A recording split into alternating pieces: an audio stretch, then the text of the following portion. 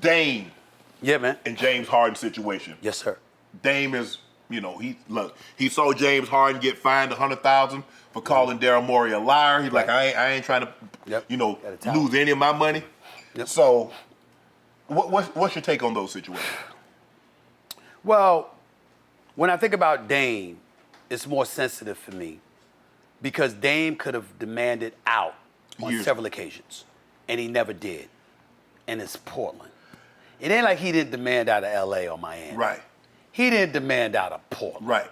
Okay? And he was never going to get anybody to come to Portland. And he was never going to get anybody to come to Portland. So now that he's been there a decade and he's like, it's time, look out for the brother. Now, should he have handled it a tad bit differently in terms of, all right, I shouldn't have said just Miami, try to work behind the scenes to get this done? Get to Miami, right. Maybe. He shouldn't have done that, right?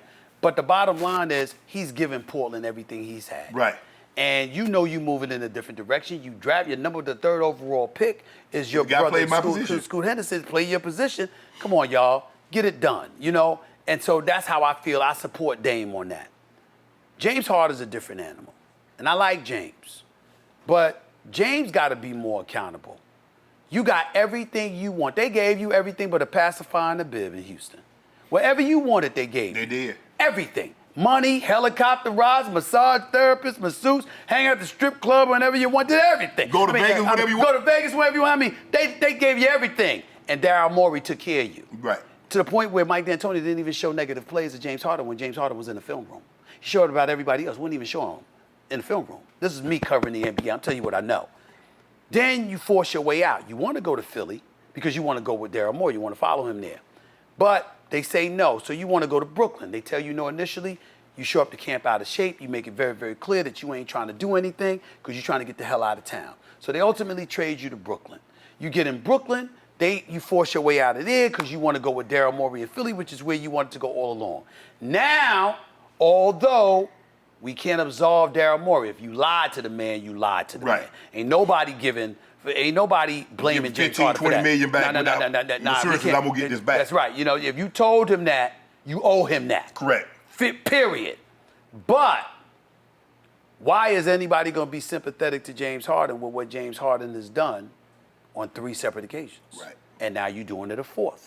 And you got to remember, when he was in Houston, I want Dwight Howard. I don't want Dwight Howard.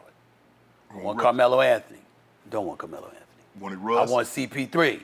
I don't want CP3. I want Russ. I don't want Russ. And not one single championship to show for it. It ain't like you a champion making these demands. You getting paid, you a showstopper, we get it, but you have no championships to show for any of your efforts. At some point in time, somebody got to be willing to say to you, yo, can you give me a little bit more? Oh, by the way, don't get me started with closeout games in the playoffs. Yeah. We just saw what you did in the Game 7, 9 points, 3 for 11 shooting. In a Game 7 closeout game against Boston, you had them for Game 6. You were up 3-2 on your home turf in Philadelphia, and look what happened.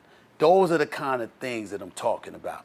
And so when something like that happens, man, I can't support that. Right. I can like him and be cool with him, but I can't support those some actions. of the decisions that he's Can't do it.